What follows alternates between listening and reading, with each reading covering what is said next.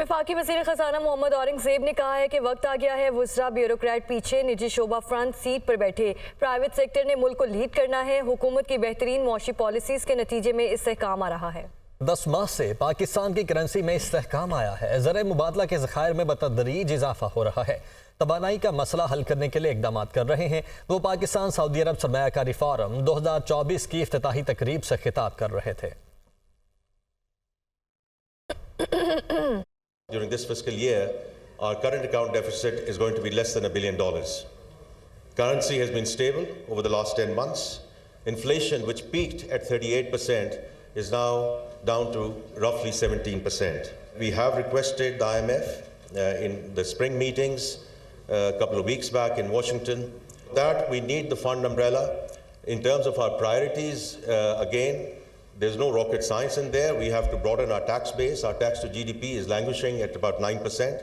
If we have to join the Committee of Nations, we have to start moving it towards 14-15%. We have to start resolving the complex energy equation, because we can make an industrial policy, we can start moving in the right direction, but the private sector has to lead this country. If we genuinely believe that private sector has to lead the country, तो private sector को आगे बैठना चाहिए और ministers और bureaucrats को हमें पीछे बैठना चाहिए।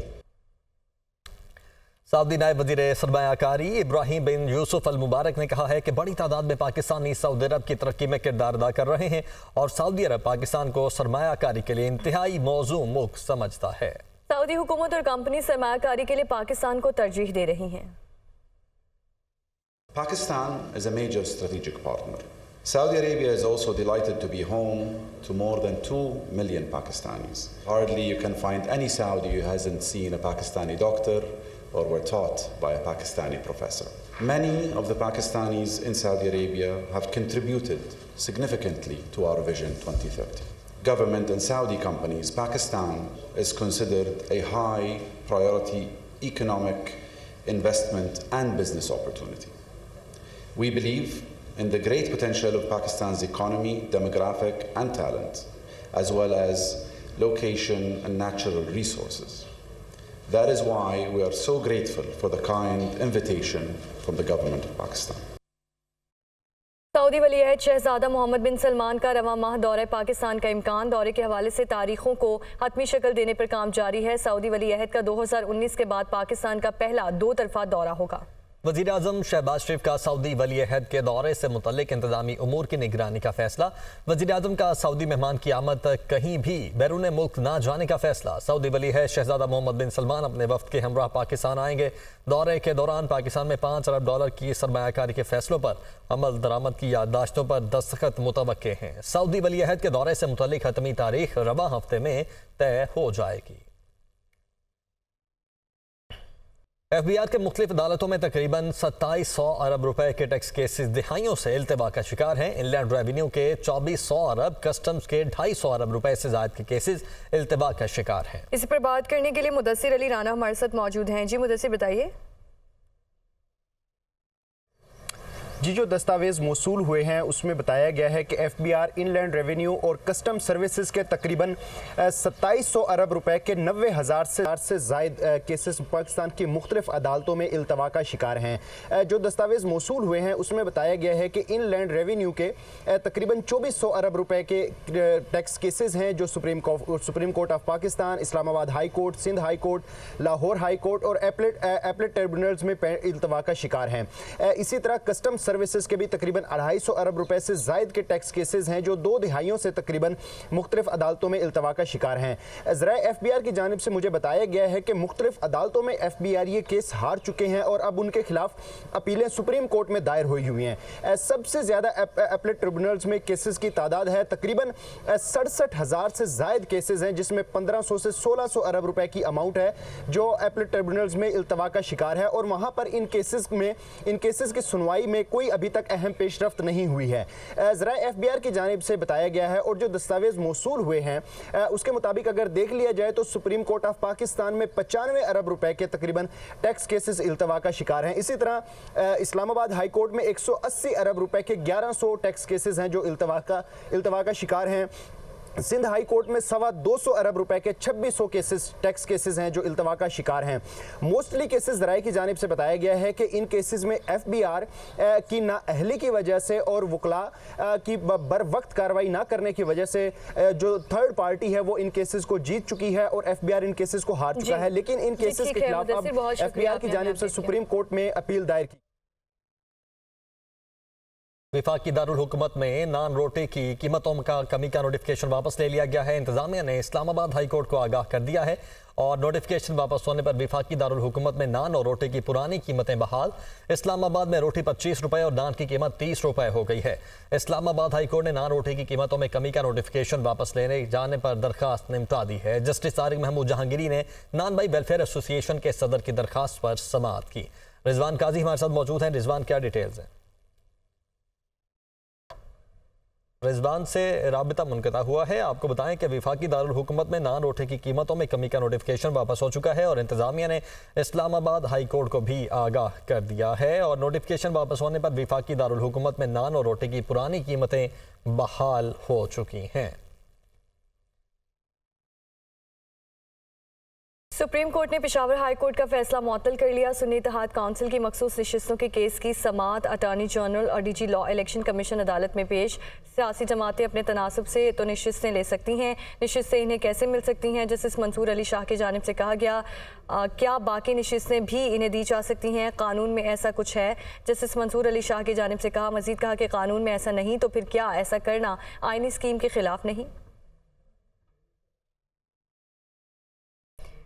आपको बता रहे हैं कि सुप्रीम कोर्ट ने पेशावर हाई कोर्ट का फैसला मुअत्तल कर दिया है। सुन्नी इत्तेहाद काउंसिल की मखसूस नशिस्तों के केस की समाअत अटॉर्नी जनरल और DG लॉ इलेक्शन कमीशन अदालत में पेश। सियासी जमातें अपने तनासब से तो नशिस्तें ले सकती हैं, बाकी नशिस्तें इन्हें कैसे मिल सकती हैं? क्या बाकी नशिस्तें भी इन्हें दी जा सकती हैं? कानून में ऐसा कुछ है? कानून में ऐसा नहीं तो फिर क्या ऐसा करना आइनी स्कीम के खिलाफ नहीं है? जस्टिस मंसूर अली शाह का अटॉर्नी जनरल से इस्तफसार, क्या इलेक्शन कमीशन सो मोटो इख्तियार से बची हुई है? नशिस्तें दोबारा इन्हें जमातों को नहीं दी। जो काम डायरेक्ट नहीं किया जा सकता वो इनडायरेक्ट भी नहीं हो सकता। जस्टिस अतर मिनल्लाह की जानिब से ये कहा गया है। आपको बता रहे हैं कि सुप्रीम कोर्ट ने पेशावर हाई कोर्ट का फैसला मुअत्तल कर दिया है। सुन्नी इत्तेहाद काउंसिल की मखसूस नशिस्तों के केस की अटॉर्नी जनरल और DG लॉ इलेक्शन कमीशन अदालत में पेश। सियासी जमातें अपने तनासब से तो नशिस्तें ले सकती हैं, बाकी नशिस्तें इन्हें कैसे मिल सकती हैं? जस्टिस मंसूर अली शाह की जानिब से ये सवाल किया गया और मजीद उन्होंने कहा कि क्या बाकी नशिस्तें भी इन्हें दी जा सकती हैं? कानून में ऐसा कुछ है? कानून में ऐसा नहीं तो फिर क्या ऐसा करना आइनी स्कीम के खिलाफ नहीं? अटॉर्नी जनरल से इस्तफसार किया मंसूर अली शाह ने। क्या इलेक्शन कमीशन सो मोटो इख्तियार से बची हुई है? नशिस्तें दोबारा इन्हें जमातों को नहीं दी। जस्टिस मोहम्मद अली मसर की जानिब से ये सवाल किया गया, जिस पर जस्टिस अतर मिनल्लाह ने कहा कि जो काम डायरेक्ट नहीं किया जा सकता वो इनडायरेक्ट भी नहीं हो सकता। एक सियासी जमात के मैंडेट को इनडायरेक्ट तरीके से नज़रअंदाज करना क्या दुरुस्त है? जस्टिस अतर मिनल्लाह की जानिब से ये कहा गया है। इसी पर बात करने के लिए हसीब मलिक हमारे साथ मौजूद हैं। हसीब, बताइए समाअत का अहवाल।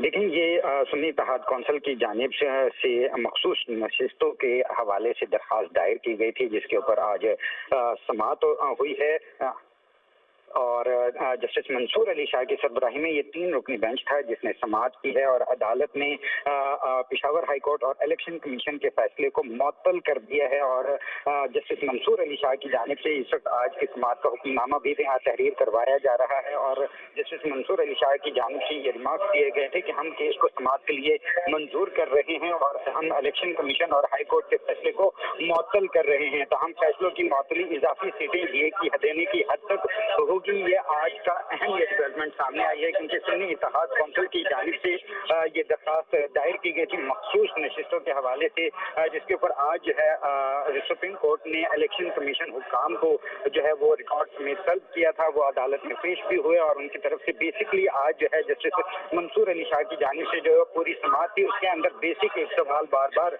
उठाया गया कि तमाम सियासी जमातों को जो मखसूस नशिस्तें फराहम करने का जो तरीक़ाकार है उसकी क्या परसेंटेज स्टेज है वो अदालत को आगाह करें इसके बारे में। और दूसरा उनका जो बेसिक पॉइंट था कि जो मखसूस नशिस्तें थी वो तमाम सियासी जमातों को जनरल जो सीटें हैं उसकी तनासुब से जो है वो दी गई, और उसके बाद जो इंडिपेंडेंट कैंडिडेट थे उनके हवाले से जो बची हुई दीगर जो मखसूस नशिस्तों की जो सीटें थी, तादाद थी, उनको क्यों दोबारा रीएलोकेट किया जा रहा है, उसका कोई कानून के अंदर कोई तरीक़ाकार मौजूद है तो वो अदालत को आगाह किया जाए। तो उसके ऊपर कोई खातिर खास जवाब नहीं दे सके थे जो इलेक्शन कमीशन के जो वकील थे। उसके ऊपर अदालत ने आज ये हुक्म जारी कर दिया है कि पेशावर हाई कोर्ट और इलेक्शन हसीब, ये बताइए, अब ये जो हाई कोर्ट का, पेशावर हाई कोर्ट का फैसला और इलेक्शन कमीशन का फैसला मुअत्तल किया गया है, अब इसका मुअत्तल करने का मतलब क्या है? जो सीटें अलॉट की गई थी, अब इस फैसले के बाद उनका स्टेटस क्या है? देखिए, अभी इसके ऊपर जो है वो सिर्फ ऑर्डर की हद तक जो high court, Peshawar high court और इलेक्शन कमीशन का ऑर्डर था उसके ऊपर जो है ये उसको मुअत्तल किया है, लेकिन अभी इसके ऊपर मजीद प्रोसीडिंग होनी है। दरखास्त जो सुन्नी इत्तेहाद कौंसिल की जानिब से दायर की गई थी उसको काबिल समाअत करार दिया गया है, और इसके ऊपर जो मखसूस नशिस्तें कितनी तादाद में फराहम की जाएंगी, क्योंकि PTI के जो वकील थे उनकी तरफ से ये मौक़िफ़ अख्तियार किया गया था कि जो PTI के आज़ाद कैंडिडेट की हैसियत से इंतखाबात लड़े थे और जो सीटें जीते हैं वो 82 की तादाद है, जो कि बाद में 3 रोज के अंदर अंदर सुन्नी इत्तेहाद कौंसिल जो कि जमात है उसके साथ उन्होंने इत्तेहाद किया था, और सुन्नी इत्तेहाद कौंसिल के मुताबिक जो 82 की जो तादाद है, जो नशिस्तों की तादाद है, उसके मुनासबत से उसकी तनासुब से जो है वो जो मखसूस नशिस्तें हैं वो PTI की या सुन्नी इत्तेहाद कौंसिल की जो बनती हैं वो 23 तादाद बनती है कि वो 23 जो मखसूस नशिस्तें हैं वो जो है इनको दी जाएं। तो ये बेसिक उनका केस था, और जो कि इलेक्शन कमीशन ने भी रद्द किया था और पेशावर हाई कोर्ट की तरफ से भी, तो उसको आज अदालत ने काबिल समाअत दरखास्त को करार दिया है, और पेशावर हाई कोर्ट और इलेक्शन कमीशन का जो फैसला था उसको मुअत्तल कर दिया है। लेकिन अभी इसके ऊपर मजीद प्रोसीडिंग होनी है, और उसके बाद ही ये फैसला किया जाएगा कि वो जो सीटें हैं मखसूस नशिस्तें वो कितनी तादाद में इनको फराहम की जाएंगी, क्योंकि बार बार समाअत के दौरान जस्टिस मंसूर अली शाह का एक ही सवाल था कि हमें ये वाज़ेह किया जाए तरीक़ाकार, एक तो बताया जाए कि किस तनासुब से और किस तरीक़ाकार से कौन सी परसेंटेज है जिसके तहत ये जो है सीटें अनाउंस की जाती हैं, दी जाती हैं सियासी जमातों को, क्योंकि एक जो परसेंटेज है, तनासुब है वो होता है। उसके साथ साथ उनकी तरफ से ये बेसिक सवाल था कि तमाम सियासी जमातें जिनको मखसूस नशिस्तें फराहम कर दी गई, उसके बाद जो बची थी मखसूस नशिस्तें उनके हवाले से वो अदालत को बताया जाए कि वो क्योंकि इंडिपेंडेंट जो कैंडिडेट हैं उनके जो मखसूस नशिस्तें हैं क्या उन्हें दोबारा सियासी जमातों को ही उसमें तकसीम किया जाएगा, और अगर ऐसा है तो इसका कौन सा रूल है, आइन में कहाँ पे लिखा हुआ है कि रीएलोकेट किया जाएगा, उनको दोबारा फराहम, उन्हीं सियासी जमातों को दोबारा उनमें तकसीम की जाएंगी मखसूस नशिस्तें। तो इसके हवाले से कोई खातिर खास जवाब नहीं दे सके थे, और बाकायदा तौर पे ये कहा गया कि आइन के अंदर ऐसा कहीं रीएलोकेशन का नहीं लिखा गया।